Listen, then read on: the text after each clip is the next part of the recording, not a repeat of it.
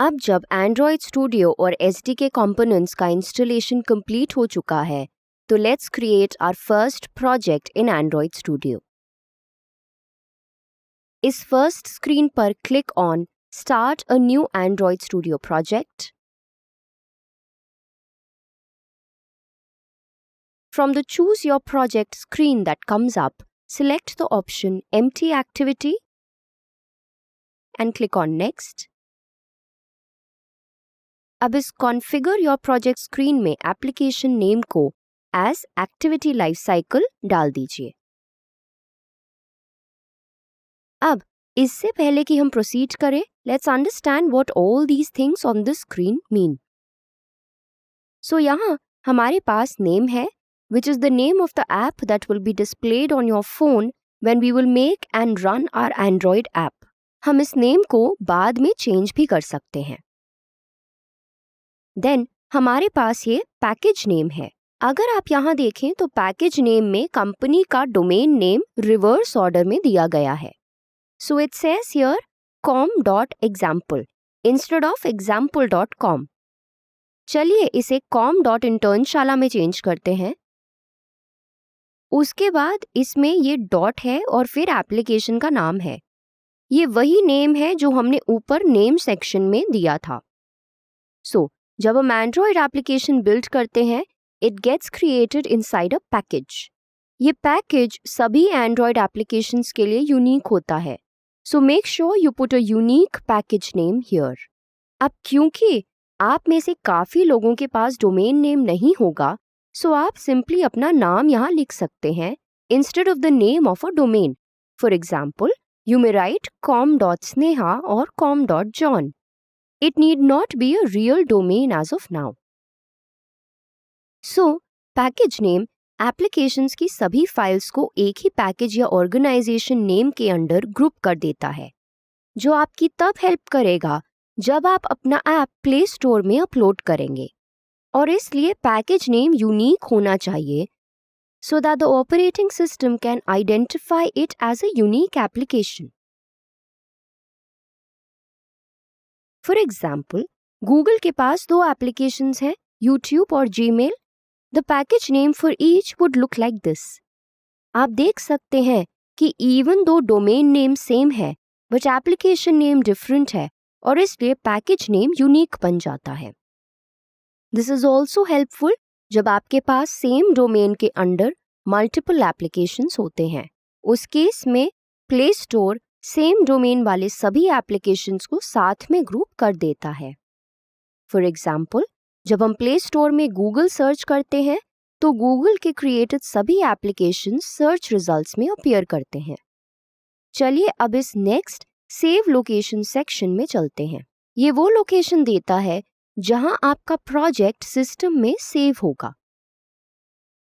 Then हमारे पास language section है, जिसमें वो लैंग्वेज है जो हम एप्लीकेशन की फंक्शनैलिटी को कोड करने के लिए यूज करेंगे। So we will keep it as Kotlin only. Then next हमारे पास मिनिमम API लेवल सेक्शन है। ये वो मिनिमम या ओल्डेस्ट वर्जन ऑफ एंड्रॉयड है जिस पे आपका ऐप रन कर सकता है। आप यहाँ डिफरेंट वर्जन्स चूज कर सकते हैं to see the percentage of devices that are currently running on that particular version. For example, अगर हम आइसक्रीम सैंडविच चूज करें तो हम देख सकते हैं कि ऑलमोस्ट 100% डिवाइसेस हमारे ऐप को सपोर्ट करेंगे। सो ये हमारे लिए बेस्ट ऑप्शन हो सकती है, but it has cons to.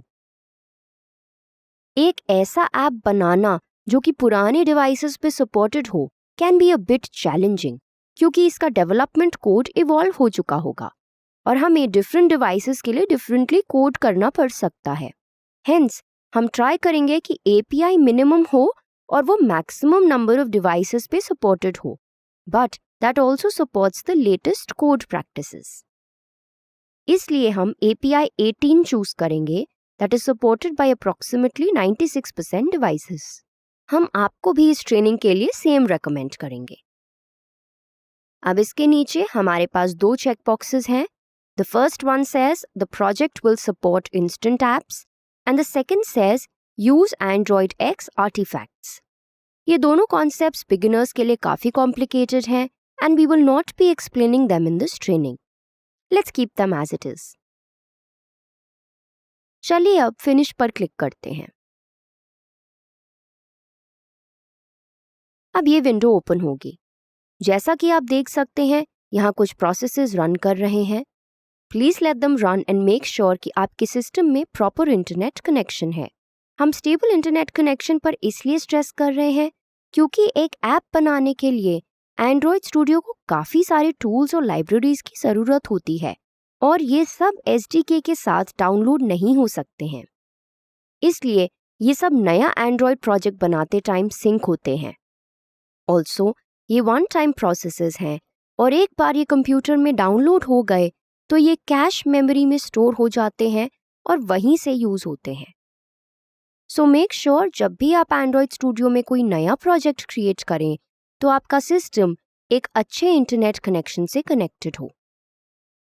For the first few times ये प्रोसेस 5 to 15 मिनट्स हर प्रोजेक्ट के लिए ले सकता है. बट एक बार जब ये प्रोसेस कंप्लीट हो जाएगा तो बाकी का प्रोजेक्ट वर्क स्मूथ और फास्ट हो जाएगा. If your computer has a RAM of 4 GB and below, it may take more than 15 minutes. आप एक छोटा सा ब्रेक ले सकते हैं जब तक एंड्रॉयड स्टूडियो आपके लिए इस प्रोजेक्ट को बिल्ड कर रहा है. क्या हमने बिल्ड कहा? Yes, this process is known as building a project. Make sure कि आप बिल्डिंग प्रोसेस को इंटरप्ट ना करें. एक बार ये हो जाए तो यहाँ कुछ चीजें हैं that you should check to make sure your build process was successful. पहली चीज जो हमें यहाँ चेक करनी है वो है कि क्या यहाँ सब ग्रीन टिक्स हैं. अगर यहाँ कभी भी रेड मार्क होगा तो उसका मतलब है कि something went wrong. Kindly go to the forum और reach out to our instructors if a red mark ever appears here. And always remember, red का मतलब है एरर. दूसरी चीज जो आपको चेक करनी है वो है ये section. Now as you can see here कुछ प्रोसेसेस अभी भी चल रहे हैं. इंडेक्सिंग का इस केस में मतलब है प्रोसेसेस. सो अगर कोई प्रोसेसेस अभी भी चल रहे हैं तो इसका मतलब है that the Android project is not yet ready to use. So सभी प्रोसेसेस के ओवर होने का वेट कीजिए. Now once this is done तो ये स्क्रीन खुलेगी. जैसा कि आप देख सकते हैं यहाँ बहुत सारा कोड है. इसका मतलब ये है कि बिल्ड प्रोसेस अब ओवर हो चुका है and the Android project is ready to use. Well, ये कोड जो आप यहाँ देख सकते हैं is actually a small Android app which will successfully run on your mobile phones. Yes, यही Android Studio की ब्यूटी है. जब भी हम स्टूडियो में एक नया प्रोजेक्ट क्रिएट करते हैं तो ये हमारे लिए एक Android ऐप क्रिएट कर देता है. We can now do different things in this app. जैसा कि आप यहाँ देख सकते हैं ये main.activity.kt फाइल है. ये वो फाइल है जहां हम अपना सारा Kotlin कोड लिखते हैं और ये activity_main.xml फाइल XML कोड लिखने के लिए यूज होगी. Alright then, that was all for this video. In the next video, we will take a tour of the Android Studio.